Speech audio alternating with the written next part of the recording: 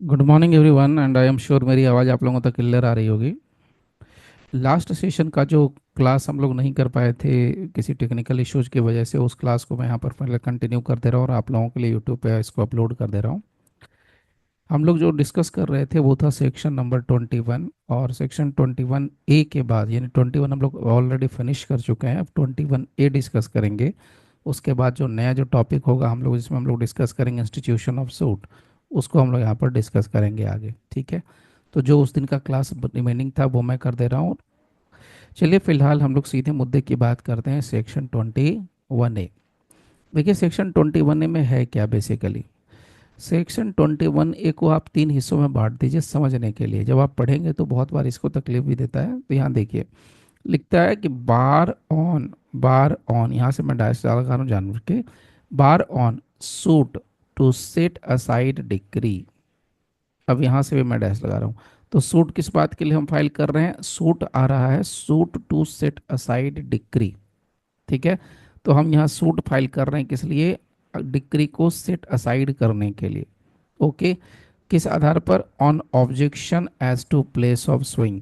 तो हमने एक सूट फाइल किया और उस सूट में हम ये कह रहे हैं कि जनाब जो डिक्री है उस डिक्री को सेट असाइड कर दीजिए। एक सूट फाइल किया, उस सूट में हम ये कह रहे हैं कि जनाब इस डिक्री को सेट असाइड करिए। भाई क्यों करें सेट असाइड जज साहब? सेट असाइड करने का कारण यह है कि जो कोर्ट है, जिस कोर्ट ने डिक्री पास करी है, उसके पास जुरिस्डिक्शन था नहीं, उसके पास प्लेस ऑफ स्विंग के आधार पर जुरिस्डिक्शन नहीं था।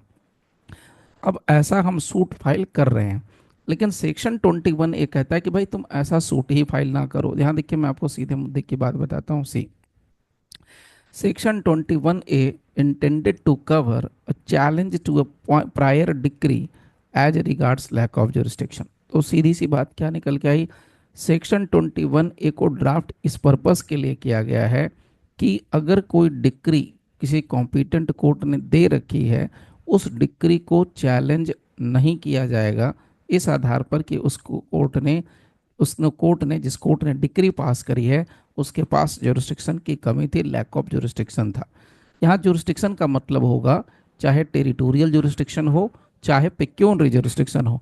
तो या तो टेरिटोरियल जुरिस्डिक्शन की बात कर लें या पेक्यूनरी जुरिस्डिक्शन, किसी भी जुरिस्डिक्शन पे अगर लैक कर रहा था उसके बेस पर कोर्ट ने वहाँ पर उस कोर्ट ने डिक्री पास कर दी, और उस डिक्री को हम यहाँ पर क्या कर रहे हैं? सेट असाइड करा रहे हैं। क्लियर? तो अब इसकी जो मेन मेन एस्पेक्ट है वो थोड़ा समझ लीजिए। सेक्शन 21A पहले से था नहीं, इसको 1977 में इंसर्ट किया गया था। वो मैं आपको यहाँ पर शेयर कर देता हूँ। See section 21A was inserted in the code यानी CPC by amendment act of 1976। So amendment हुआ 76 में और 77 से ये लागू हो गया। ठीक है, नाउ इसका पर्पस क्या है? बहुत सिंपल इसका पर्पस, और जो ऑब्जेक्शन है ये सॉरी सिंपल इसका पर्पस, ऑब्जेक्ट, मीनिंग, ये सब जो है सुप्रीम कोर्ट का एक केस है हबीब वर्सेज निमासा अंबासा धर्मदास। आप इसको शॉर्ट में याद रख सकते हैं, हबीब वर्सेज NA धर्मदास। ये 2007 का केस है, सुप्रीम कोर्ट का डिसाइडेड केस है। इस केस में सुप्रीम कोर्ट ने क्लियरली मेंशन किया है what was the purpose behind section 21A, what was the object, what was the meaning, what is the what is the purpose, meaning and object। तीनों चीज़ों को ये क्लियर करता है जो कि इस केस में बताया गया है। नाउ अब इसी बात को थोड़ा सा और आगे अच्छे समझ लीजिए। सेक्शन 21 और सेक्शन 21A, देखिए यहाँ पर मैं आपको दिखा देता हूँ। ये रहा हमारे पास सेक्शन 21, जहाँ पर हम जुरिस्डिक्शन पर ऑब्जेक्शन लेते हैं, ऑब्जेक्शन टू जुरिस्डिक्शन। तो मैंने आपको लास्ट सेशन में बिल्कुल क्लियर बताया था, इसमें तीन सब सेक्शन है। पहले सब सेक्शन में ऑब्जेक्शन की जब हम बात करते हैं तब यहाँ पर क्या रहता है? प्लेस ऑफ स्विंग नहीं था कोर्ट का। यहाँ पर सब सेक्शन 2 में जाएंगे तो कॉम्पिटेंसी नहीं थी, और यहाँ पर आप सीधे आते हैं तो सब सेक्शन 3 में, तो यहाँ पर एग्जीक्यूटिंग कोर्ट की कॉम्पिटेंसी की बात करता है। यहाँ पर कहता है no objection as to competency of a court with respect to the pecuniary limit. यहाँ पर क्या है? एग्जीक्यूटिंग कोर्ट के मामले में बात होती है। अब इसी बात को, मुद्दे को फर्दर यहाँ पर इन्होंने क्या कर दिया? बढ़ा दिया, आगे लेके गए, और यहाँ पर कहते हैं बार। बार का मतलब होता है रोक, सीधे सीधे रोक लगाना। किस चीज पर? ऑन सूट, यानी हम सूट पर रोक लगाते हैं। कौन सा सूट? हम उस सूट पर रोक लगाते हैं जो सूट आप फाइल करेंगे। किस लिए? डिक्री को सेट असाइड करने के लिए। तो हम यहाँ पर, और जो डिक्री को सेट असाइड करने के लिए सूट फाइल कर रहे हैं, वो सूट किस आधार पर फाइल हो रहा है? Objection as to place of suing के आधार पर। तो आप ऐसे सूट को ही फाइल नहीं कर सकते ना। बड़ी इंटरेस्टिंग बात यहाँ पर आती है जो यहाँ एक्सप्लेनेशन में दी गई है। क्यों दी गई है वो भी समझ लीजिए।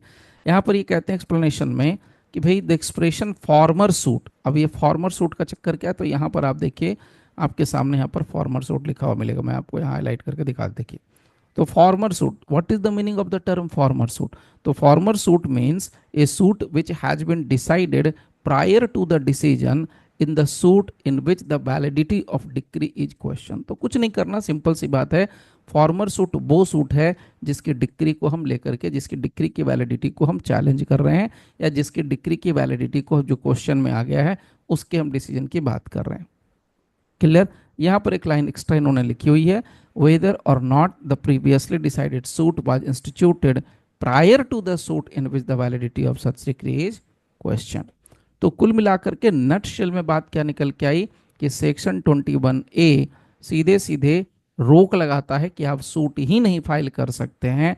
जहां पर हम किस सूट किस आधार पर नहीं फाइल कर सकते, और कौन से सूट नहीं फाइल कर सकते? हम सूट फाइल नहीं कर सकते या पार्टी सूट फाइल नहीं कर सकती है डिक्री को सेट असाइड करने के लिए, और वो भी प्लेस ऑफ स्विंग के ऑब्जेक्शन के आधार पर, उसके बेस पर। यहाँ पर सेक्शन 21A में यही मेंशन किया हुआ है और कुछ भी नहीं मेंशन किया हुआ है। ठीक है, तो यहाँ पर हम लोग इसको करते हैं सीधे सीधे तौर पर स्टॉप